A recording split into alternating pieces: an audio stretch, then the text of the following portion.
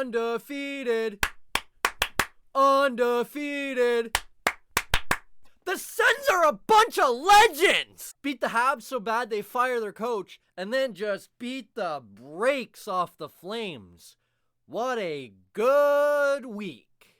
Let's get into it. Well, that could have gone a lot worse. Oh, thank you. Tie the game, go in overtime, lose. Way to tie up the stick in front. Not. Oh boy. And just like that, 6-5, the Sens win! That was just bad. And here we go. They got their dub. Not anymore. They got a guy with the best name in sports. A guy with the name Brady!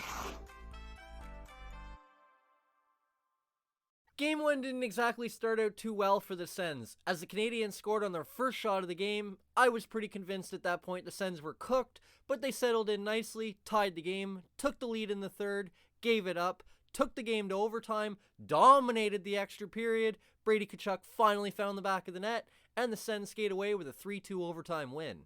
So what did I like from this contest? The way the Sens played in overtime was absolutely unbelievable, and that's what I liked. When I said the Sens dominated overtime, I wasn't kidding. They outshot Montreal 7-0 in the extra period. It's not very often that a team absolutely dominates an extra period like that. It's even less often when that happens after a team gave up the lead late in the third period. Corey Perry scored with less than 5.5 minutes left in this game. Most times, that turns momentum. In this case, the Sens said, "Not today!" and they kept the momentum. I thought the Sens easily could have won overtime long before they did, but they kept sticking with it, kept fighting, and finally found that extra goal. The way they played in overtime was just terrific, and that's what I liked. That brings me to what I didn't like. The Sens were without Thomas Chabot in this contest, and boy did it show at times. As the Sens defensemen struggled to move the puck out of their own zone at times, that's what I didn't like. The Sens had 4 defensemen in this contest that combined for 11 total turnovers. It seemed like there were a lot of times where the puck would be going back, and instead of a couple quick passes and boom, it's out of the zone, the Sens defensemen would struggle to make the right move, and they would just turn it over, and instead of boom, it's out of your end, now you're chasing the puck in your own end even longer. Thankfully, Matt Murray was real solid, and it never really bit them. But I thought Ottawa's defensemen didn't do quite a good enough job of moving the puck out of their own zone,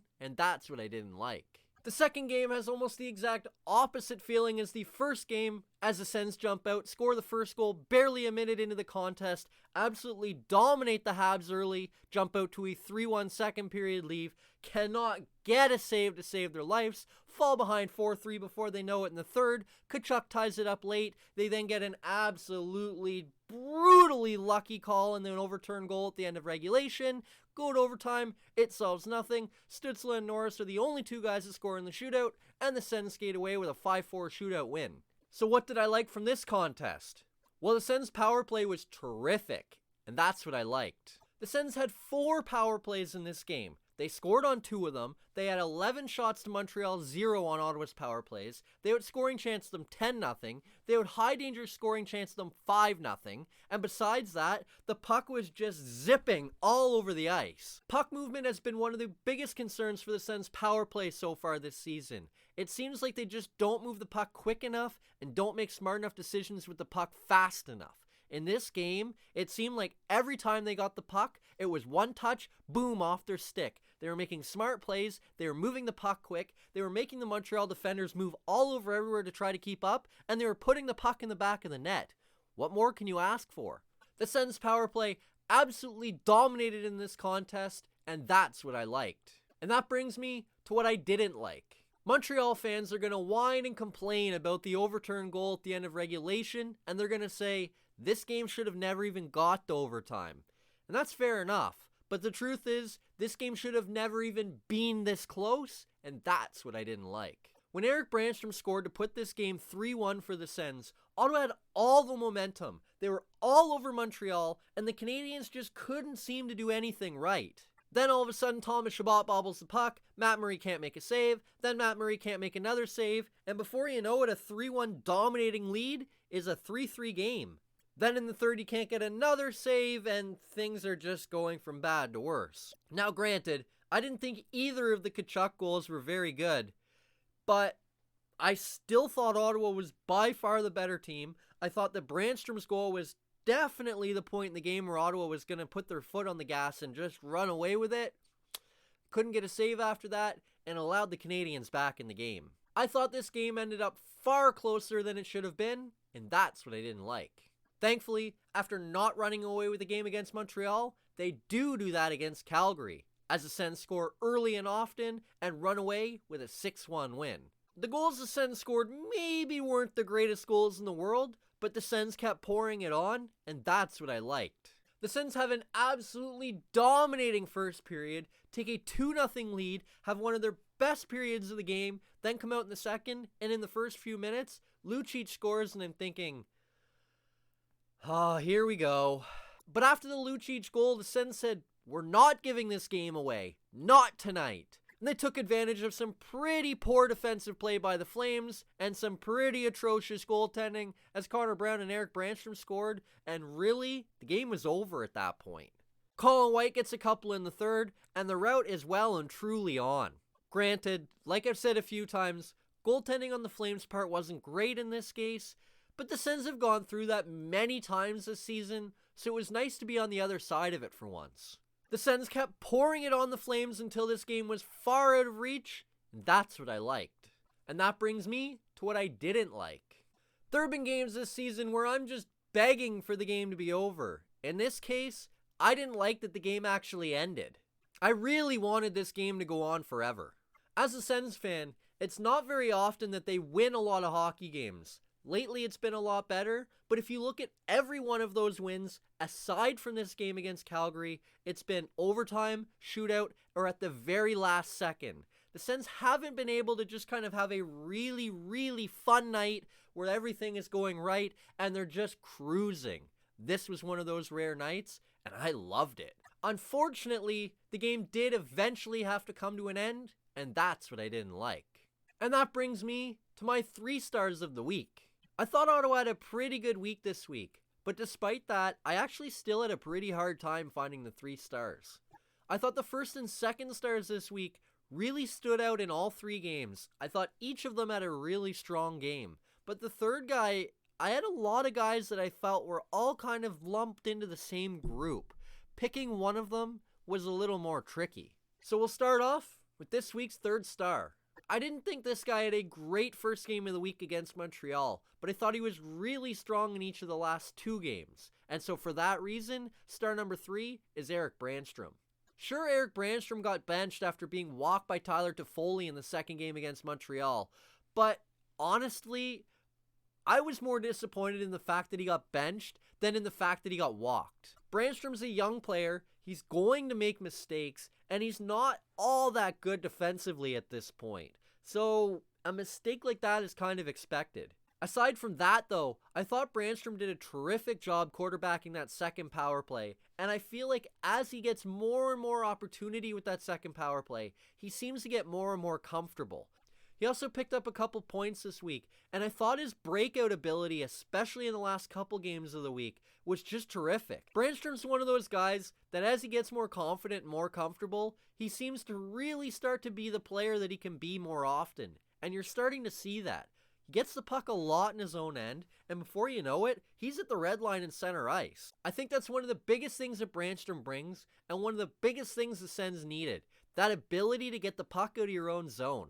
Brandstrom can make a terrific pass, but his skating ability and puck handling ability also allows him the opportunity to just skate it down the ice himself. You've seen him do that a couple times over the last little while.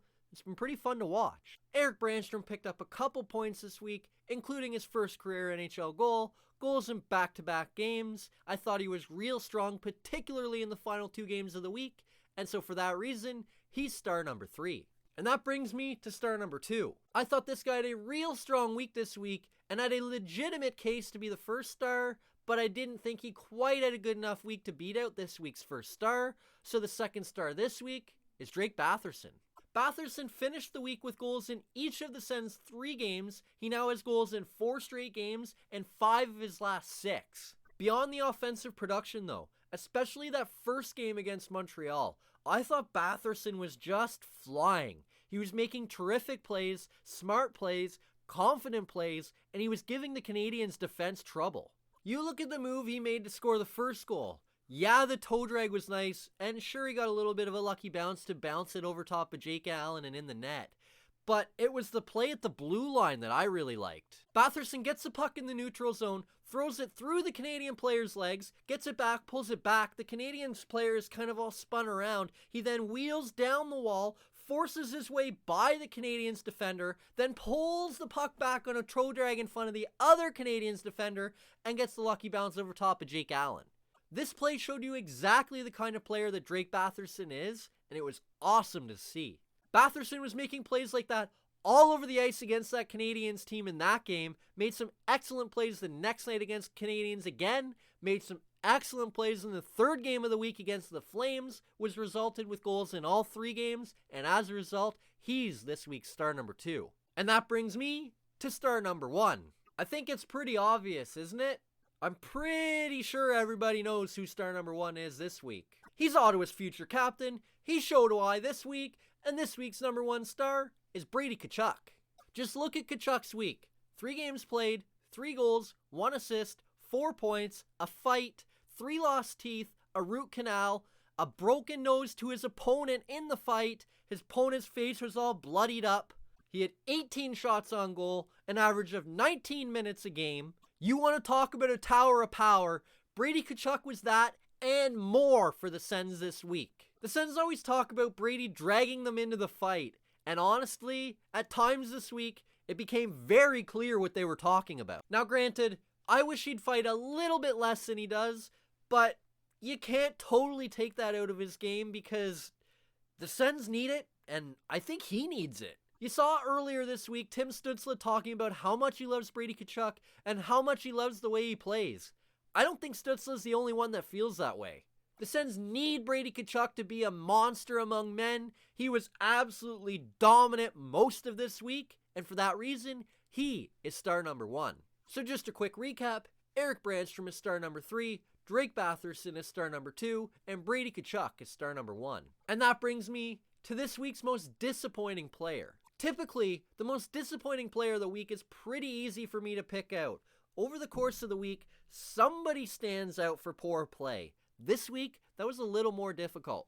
I still think I ended up with a pretty easy choice, but it was a little more nuanced than just so much as he was bad. This guy didn't have an awful week, but he didn't produce enough, and so for that reason, this week's most disappointing player is Evgeny Dadonov. Like I said, he wasn't awful this week, but anytime you're signed as a big free agent signing for a team, and your team goes out, wins 3 games, goes 3-0, scores 13 goals, and you have combined 0 points? Yeah, that's a little disappointing to me. I mean, you could look at that and say, well, they're winning without him, which is true, and thank goodness for that. But if the Sens are going to win long term, they're going to need the guy they gave a massive chunk of money to and expected to come in and be an offensive catalyst to actually be that guy.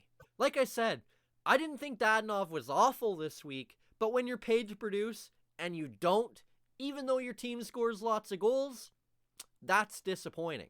And so this week's most disappointing player is Evgeny Dadonov. And that brings me to the week ahead for the Sens. The Sens play 4 times this week as they host Calgary on Saturday afternoon at 1, host Calgary again Monday evening at 7, then they visit Montreal Tuesday evening at 7, and then visit Calgary Thursday evening at 9. It's going to be a busy week for the Sens with 4 games in 6 days. Although, I guess if there's any positives to take, it's the fact that the Sens' schedule this week is against the 2 teams they've had the most success against so far this season. Ottawa has 6 wins so far this season. Against Montreal and Calgary, they're combined 4-1. And speaking of Calgary, yeah, the Sens are 1-0 against Calgary so far this season, outscoring them 6-1. But over the last 6 games, the Sens are just 2-4. Since Brady came into the league and the Sens and Flames started the Tkachuk Bowl, the Sens haven't had a ton of success against Calgary. Luckily, they have won the last 2 straight, so there's a shot.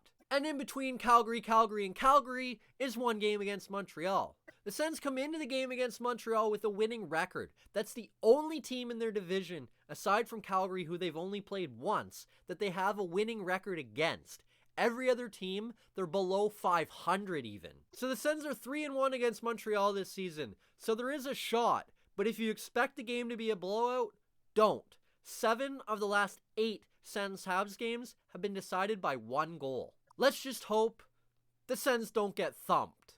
That's it for this video. Hit like if you liked it, subscribe to the channel if you haven't already, share it with anybody you know, and let me know down below. What'd you think of the Sens week? Who'd you think the Sens 3 stars were? Better yet, let me know down below what you think the Sens are going to do this coming week. Over the last few weeks, I've got into the habit of begging or asking or whatever word you want to use for a certain number of points from the Sens. A couple weeks I asked for 3, they gave me 0. Then the next week I asked for 3, they gave me 4. Then last week I got a perfect 6 of 6. Well, feeling a little greedy since things have gone better the last couple weeks. So I'm going to ask for 4 out of 8 points. That's only 2 and 2. The way the Sens have played the last couple weeks, I feel that's very doable. And we'll see you next Saturday after the Sens play 4 games against the same 2 teams.